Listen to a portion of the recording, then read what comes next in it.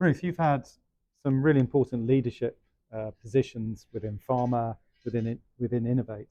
Part of the theme of the conference today is about resilience and in adversity.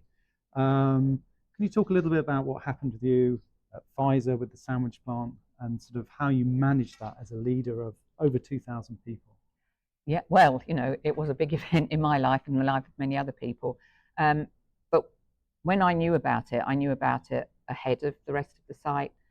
While I wasn't supposed to share that information, I made the executive decision to share it with my leadership team so we could work on things.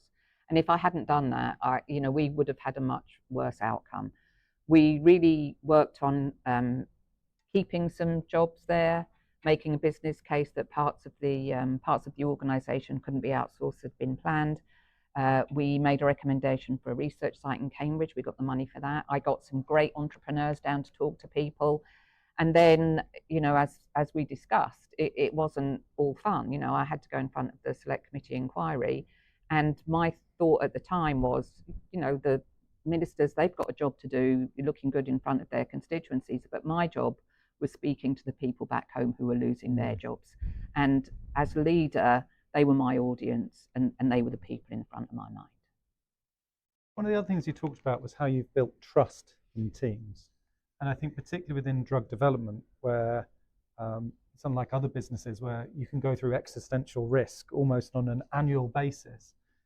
How have you managed people or led teams through that and maintain trust? Because it's so important that someone sticks their hand up and tells you the bad news that this just didn't work. Yeah, I think fundamentally, people who work in pharma, people who work in research are scientists, and scientists are searchers of the truth.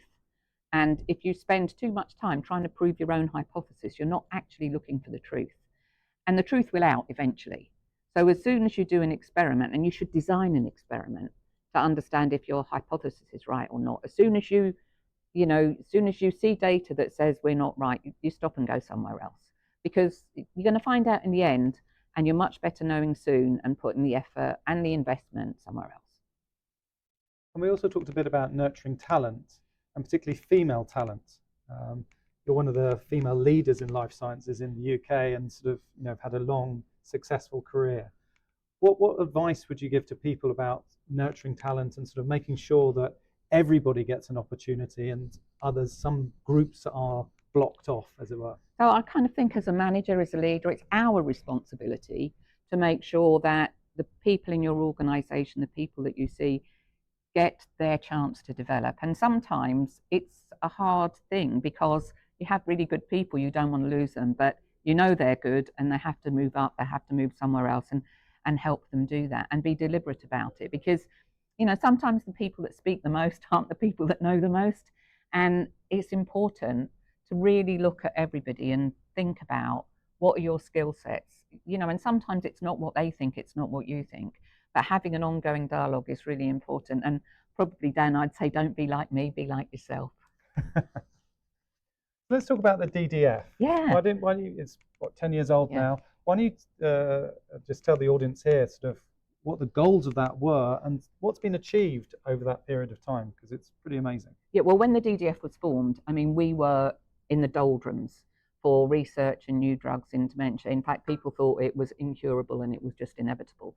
And in 10 years, the landscape has completely changed.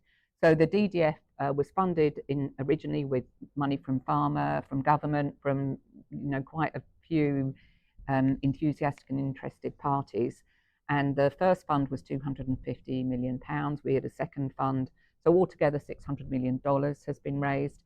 And the goal was to create, support, nurture, and push forward new companies, new treatments. And the world is very different now. So the DDF has created 21 companies.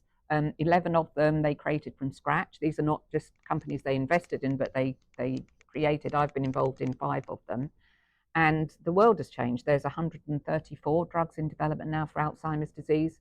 We have biomarkers, phosphatau-217 specifically, that can help us understand the pathology, reflect the pathology in people's brains, so that we can start thinking about what sort of pathology somebody has. Mostly it's amyloid and tau, but not always. Which drugs could be useful, and also building better ways of reporting, not questionnaires, but objective digital outcomes of reporting whether somebody is objectively getting better.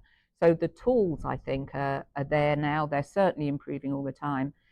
And we are sort of where cancer was maybe 20 years ago. We're beginning to understand the different types of neurodegenerative disease there is in the landscape, the opportunity for different drugs.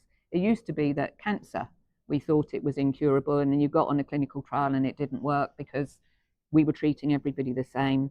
I think, the whole of the treatment of neurodegeneration and dementia is just coming through and up the other side of that nadir, and we are seeing more and more ways to approach the disease, more and more drugs in development. It's a positive story from my point of view. And do you think it's been a catalyst for changing the way we think about precision medicine? Because I think in oncology it's been very genetic, which obviously is the nature of the disease. But what you've just described there is a much broader approach. It's not just identifying the patients, it's how one might manage those patients in the clinic and beyond. Yeah. Do you think that wasn't really being done 15 years ago? You're absolutely right. And some of the companies that the DDF has invested in or created are taking novel and different approaches. Very different approaches. So Astronautics is looking at how to improve the treatment of dementia by understanding what happens during sleep and how we clear toxic species from the brains during sleep. So completely different approaches, and being more precise about what type of dementia you have and what sort of treatment you should have. Yes, it's really been a sea change, Dan. And perhaps just to finish, can you talk a little bit about your work as the chair of the advisory board of the Dame Barbara Windsor Dementia Programme? Goals Programme, the Goals Programme. So actually, it's been really interesting. I've had the best scientific advisory board ever, the biggest names in dementia research in the UK and abroad. And really, we looked at three things. We looked at biomarkers, the use of biomarkers. We looked at registries, and we looked at implementation. And our recommendations, which I hope and expect will be published in a scientific journal quite soon, are that really we should be taking blood-based biomarkers. We don't think twice, do we now, about PSA NCAM for prostate cancer, HbA1c. So there are at least, let's start with phosphatau 217, and then there will be other different and additional biomarkers. So measuring that on a regular basis. And then the problem we have when running clinical trials in dementia is by the time most people end up at a specialist, they're really past the stage that they can get into a trial. We want people fairly early when they've got just mild cognitive impairment, just beginning to get the problem, because like cancer, the sooner you intervene, the better the outcome is going to be.